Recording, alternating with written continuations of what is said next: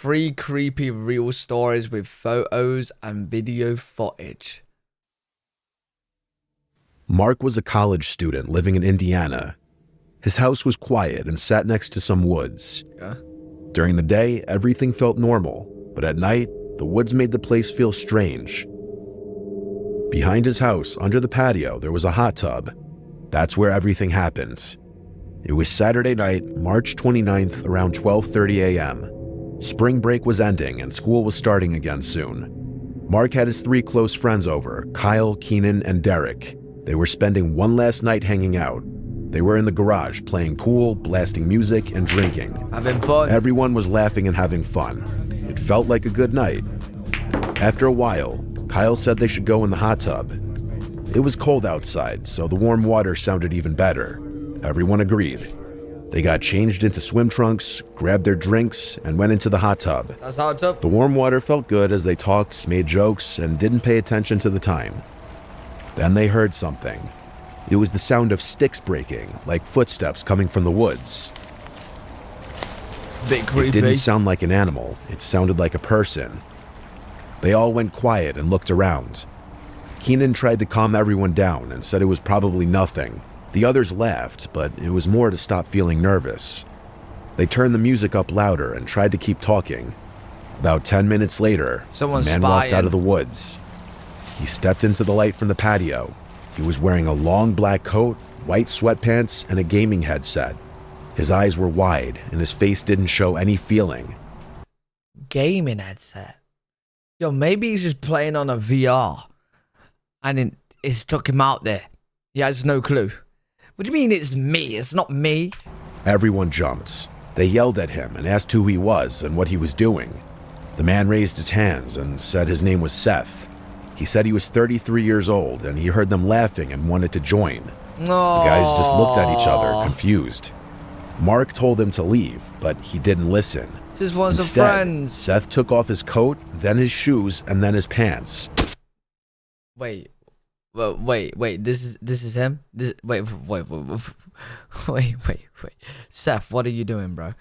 Seth, Seth, you can't just join random people hot tub sesh and start getting naked, bro. Instead, Seth took off his coat, then his shoes, and then his pants. What? He was now in only his underwear. Then he got into the hot tub. No one knew what to say. Mark pulled out his phone and started recording, not for fun, but because the whole thing felt unreal. This was the footage he captured. Wait,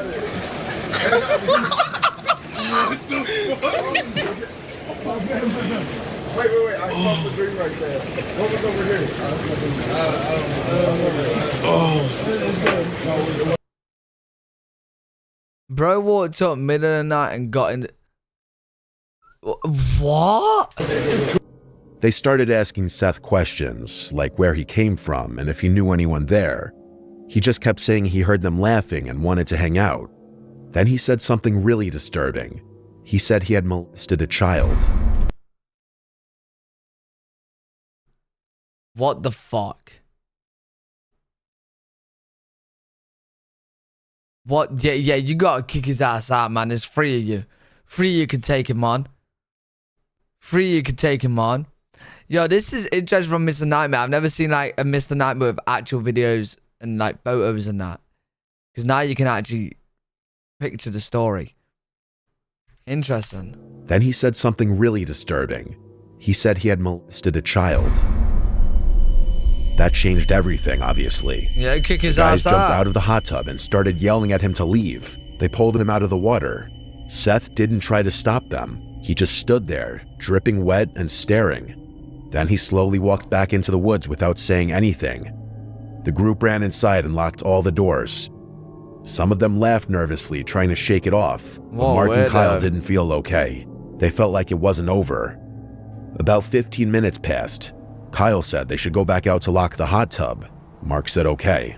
So they got flashlights and stepped outside. That's when Mark saw something next to the hot tub. It was a phone. He picked it up and saw the screen light up. Whatever was on the lock screen made him drop the phone. He didn't say what it was, but it scared him. He said he thought Seth would come back, so they ran inside and told the others. Everyone tried to stay calm. Oh, shit. Then they heard a tapping sound on the window. Seth. Mark already knew who it was. Seth. He opened the curtain, and wouldn't you know it, Seth was standing right there. His face was pale, his eyes were wide open, and he had a creepy smile. He didn't say anything, he didn't move, he just stared. Mark yelled for Kyle. Kyle ran in and called the police. Mark grabbed a bat and went to the front door. He yelled for Seth to leave and take his phone. Seth didn't answer. Instead, he slowly walked around the side of the house. What? Mark followed a little bit and looked through the patio window. Seth was standing there again, staring inside. Mark told him the cops were coming and that he needed to leave, but Seth didn't move. He just slowly raised his hand and waved once.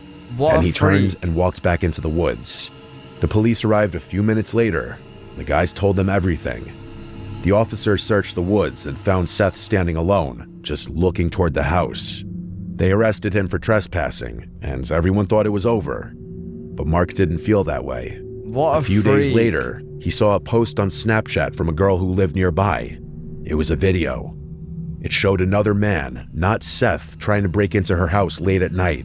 That's what bothered Mark the most. Wait, yo. What is that? Is there like a group of them? A cult of them? Just freaking everyone out in the neighborhood? It meant Seth might not be the only one out there. There could be more. What? They could be connected, and they might not be done. Weirdos. A few years ago, 3 high school friends named Beck, Matthew, and Tyler decided to explore a sewer tunnel in their neighborhood. It was winter and very cold outside. The tunnel was at the edge of their neighborhood under a small creek next to some office buildings. These buildings were empty and dark at night. The boys had seen the tunnel before, but never went inside of it. It always looked creepy and they joked about it, but deep down they were curious. That night, they finally decided to go in. They brought sleds with them, thinking it would help if someone asked what they were doing. They knew they weren't allowed to be there, but they wanted to do something exciting. Just as they pulled into the parking lot, a police car showed up. A police officer got out and asked what they were doing there. Someone had apparently seen them on the security camera. Tyler quickly said that they were just going sledding. Okay. The officer looked at them for a moment, then told them to leave. So they left, but only for a little while. After driving around for about 30 minutes, they came back. This time, they parked farther away, behind a building where no one could see them. They walked down a hill behind the buildings. They could see their breath in the cold, crisp air. They stood in front of the tunnel, noting how big, round, and completely dark inside it was. They turned on their flashlights and walked in. Turn off your light, everybody. Okay. Yeah, look at that. Dude, this is. Nah, this is creepy, bro. Oh, look at the date, dude. 6/19/19. Dude, 19. Oh my god, this is dead. Dude, I can't. Dude, how did we even find this? Oh my gosh. Inside the tunnel, the ground was dry. It was quiet, except for the sound of water dripping deeper in. The walls had graffiti all over them. Most of it looked old, but one thing caught their eye. A date was spray painted in large red numbers. 6/19/19. Okay. The paint looked newer than the rest, like it was done recently. That made them feel uneasy. Their flashlights weren't very strong and didn't shine very far. Still, they kept walking and acting tough, but deep down they were nervous. The farther they went, the colder it got. The temperature was dropping fast. Even though they were underground, they could still see their breath. The walls looked like they had ice on them. Big icicles hung down from the ceiling. Some were huge and sharp. Yo, this would be terrifying. Oh, I see a light down there, you see it? I think I saw movement. Wait. What's that? Hello? Yo, fuck that. We keep going? Can we keep going?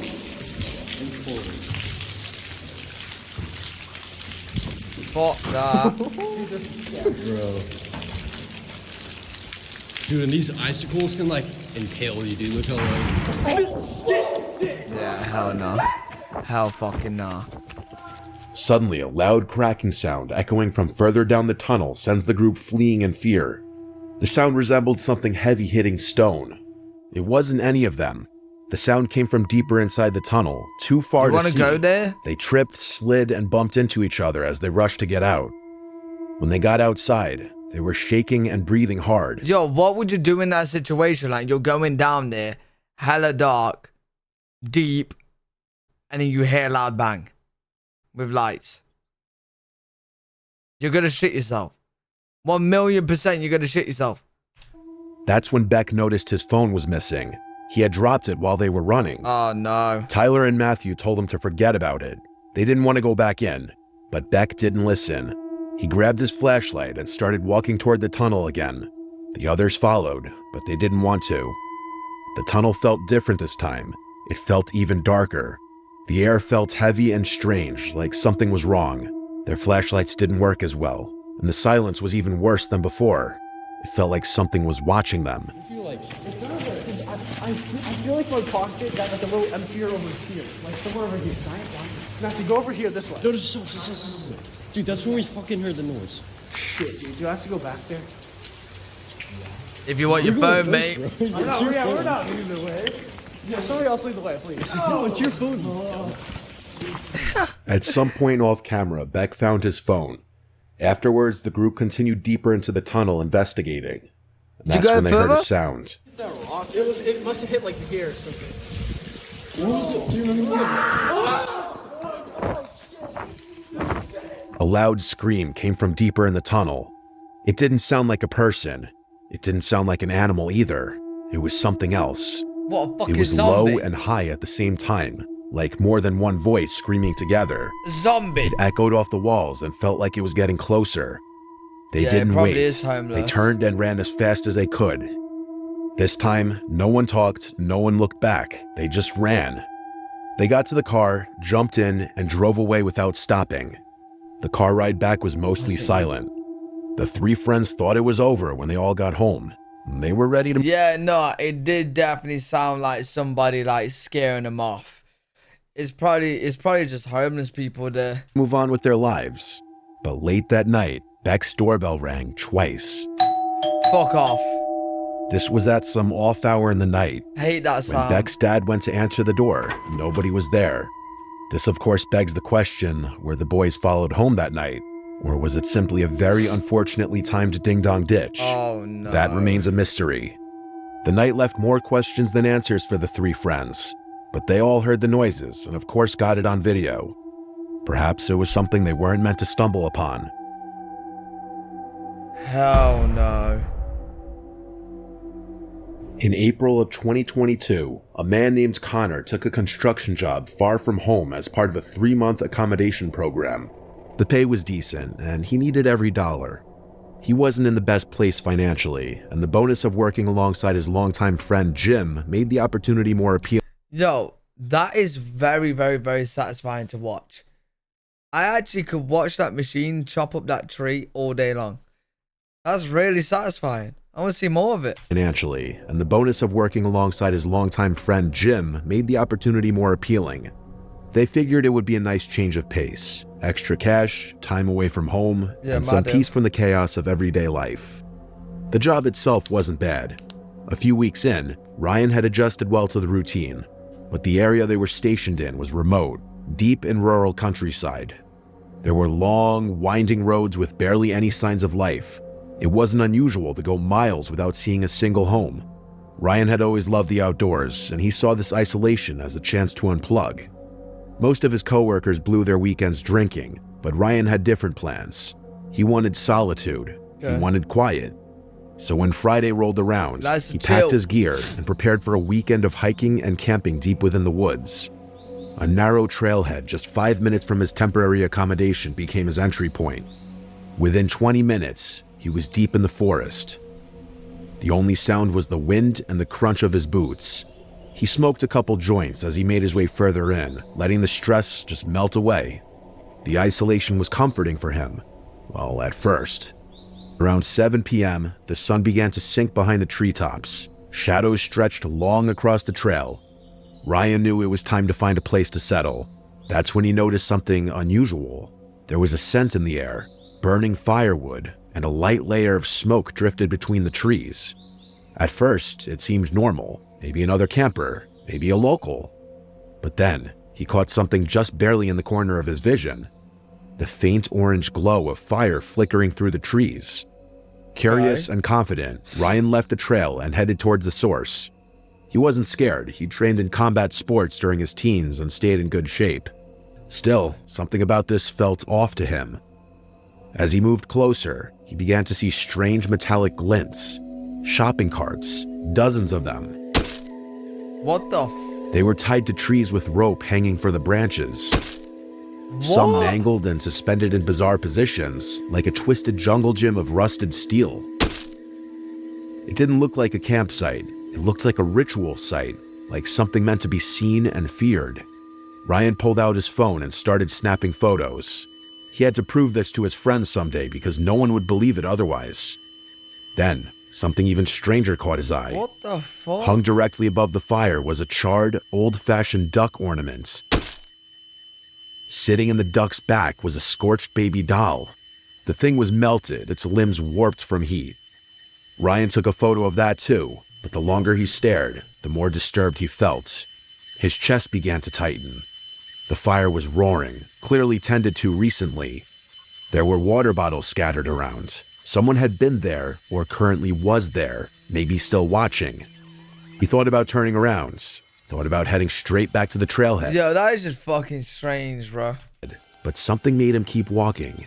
He tried to convince himself it was nothing, just some weird loner, maybe drunk, probably harmless. What, that many Still, he checked over his shoulder more than once. 20 minutes passed, and he'd put real distance between himself and that eerie camp. But daylight was fading fast, and he needed firewood before it got too dark. He veered off the trail again, this time to gather supplies. He wasn't worried. He had emergency wood in his pack, but not enough to last the entire night. He needed more. After about an hour of preparation, Ryan had set up his tent and built a small fire. It was around 9 p.m. when he prepped a steak and potato meal in foil and nestled it in the glowing embers. He smoked another joint to dull the anxiety, and for a while, everything seemed okay again. Kim, thank you so much for the 1,000 bidders, Kim. With his meal finished and the fire crackling, Someone's gonna be watching Ryan him. settled in for the night. He turned on a pre-downloaded playlist of true crime podcasts, listening to cold case files as the forest around him darkened. There was no signal. Yo. You're in the middle of the forest by yourself listening to cold case files after seeing a dodgy campsite. Mate, he's a different breed. He's a different breed. Out there. He likes no to be distractions. Just firelight and static-filled voices recounting unsolved murders. At some point, he drifted off to sleep, but it didn't last. He woke up suddenly. The air inside his tent felt colder. The fire outside had dimmed. He checked his phone. 4 a.m. He didn't know what had woken him up until he heard it. Whistling. Oh my fucking god. No. A slow, eerie tune carried through the trees surrounding his camp. He froze. His body wouldn't move. It was like something inside him had shut down. No. He lay motionless, listening as the sound crept closer. Car, thanks so much for the prime. Then the whistling stopped. What followed was worse. Soft footsteps, fast, light, and quiet, circling his tent. He couldn't see them, but he could hear them crunching twigs and shifting leaves. His heart pounded in his throat. Then, without thinking, his body finally snapped into motion. He jumped up, threw on his boots, and burst out of the tent. What made it worse, what twisted the fear into something primal, was that the footsteps had come from the direction he had entered the trail. The way back to safety was now blocked. He had no choice but to run deeper into the forest.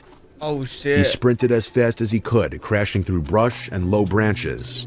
But behind him, he could hear more footsteps, multiple, and they weren't in sync.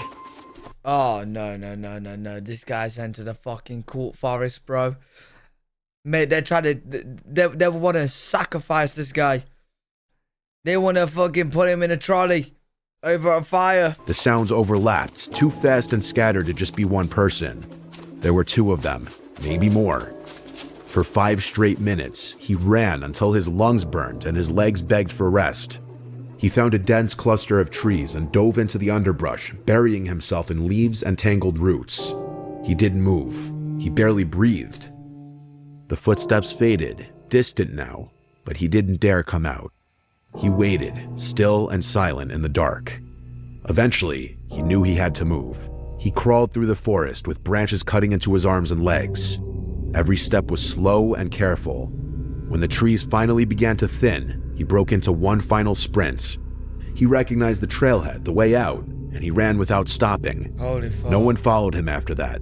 The forest was quiet, but the damage was done. He got back to his accommodation and immediately reported the incident to the police. They took his statement and promised to investigate, but he never heard anything back. To this day, Ryan believes the people who chased him were the same ones who built that bizarre shrine of carts and dolls. Has to What be. they were doing out there and what they wanted, he doesn't know. But it was more than just a creepy encounter. To him, it felt ritualistic, cult-like. He finished his contract and returned home, but the memory never left him. He still remembers the sound of the footsteps, the whistling, and the feeling of helplessness.